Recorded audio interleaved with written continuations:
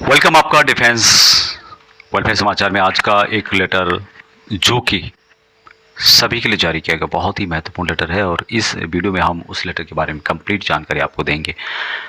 उससे पहले आपको बता दूं कि पूर्व सैनिकों से रिलेटेड हम जानकारी देते रहते हैं अपने चैनल पर। आपने चैनल को सब्सक्राइब नहीं किया है अभी कर दें, आपको इस तरह के अपडेट कंटिन्यू मिलते रहते हैं और मिलेंगे। यहाँ पे देखेंगे बैंकिंग एडवाइजरी नंबर 21 और भी 2026 जारी किया गया इंडियन आर्मी के द्वारा एजी ब्रांच जो कि defence office complex new Delhi के अंतर्गत है। और यह लेटर 21 जुलाई 2026 को ऑल हेडक्वार्टर कमांड और ऑल हेडक्वार्टर कॉर्पस को इसकी कॉपी भेज दी गई है। इसका जो सब्जेक्ट यहाँ पे देखेंगे आप लोग, defence salary account in banking having MoUs with आईए, यानी कि भारतीय सेना के साथ सक्रिय एमओयू वाले बैंकों में रक्षा वेतन खाता से संबंधित है।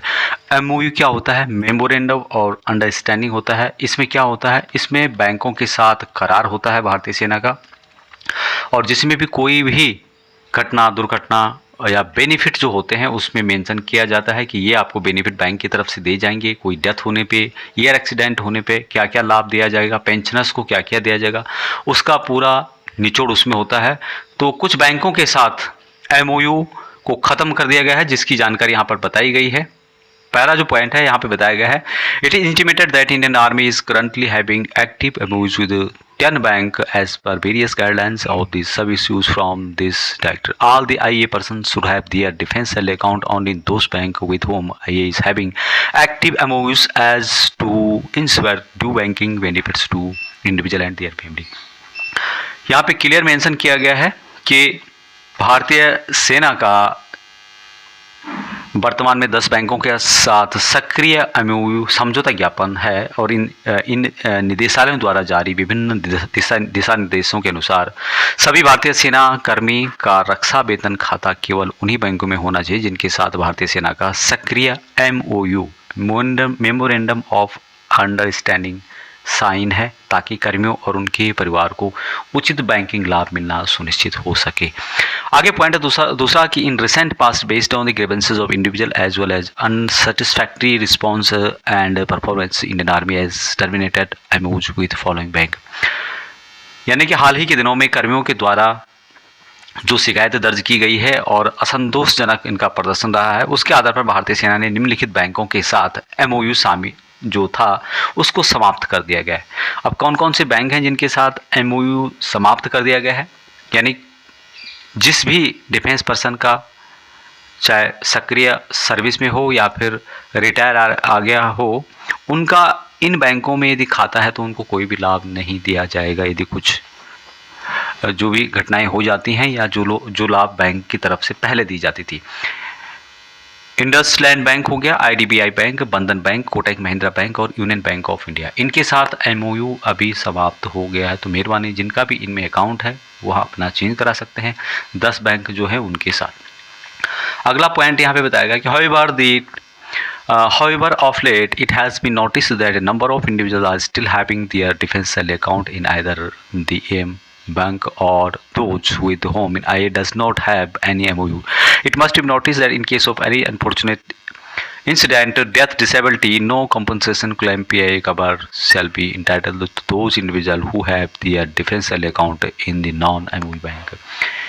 यानी कि हाल ही के दिनों में यहाँ देखा गया है कि कई जो रक्षा कर्मी हैं उनका अभी भी इन बैंकों के साथ अकाउंट है, इन बैंकों में उनका अकाउंट है जिनके साथ एमओयू शामिल नहीं है, ख़त्म कर दिया गया है। यहाँ ध्यान दिया जाना चाहिए कि किसी भी दुर्घटनापूर्ण घटना के लिए जहाँ पर किसी की मृत्यु हो जाती है, विकलांगता हो जाती है, उसके मामले में गैर एमओयू वाले बैंकों में रक्षा वेतन खाता रखने वाले कर्मियों को कोई भी मुआवजा या फिर दावा या फिर पीआई, यानी कि पीआई होता है जो व्यक्तिगत दुर्घटना बीमा होता है, वहाँ कवर नहीं दिया जाएगा, ऐसा बताया गया है। In view of above all persons holding defence salary या pension account in the his bank be advised to change their defense salary account to any other bank of their choosing with whom IA is having any active MOU. आगे point है कि उपरोक्त को ध्यान में रखते हुए रक्षा वेतन या फिर पेंशन रखने वाले सभी कर्मियों को सलाह दी जाती है कि वे अपना रक्षा वेतन खाता अपनी पसंद के किसी भी अन्य बैंक में ट्रांसफ़र या चेंज कर दें जिसके साथ भारतीय सेना का सक्रिय MOU है।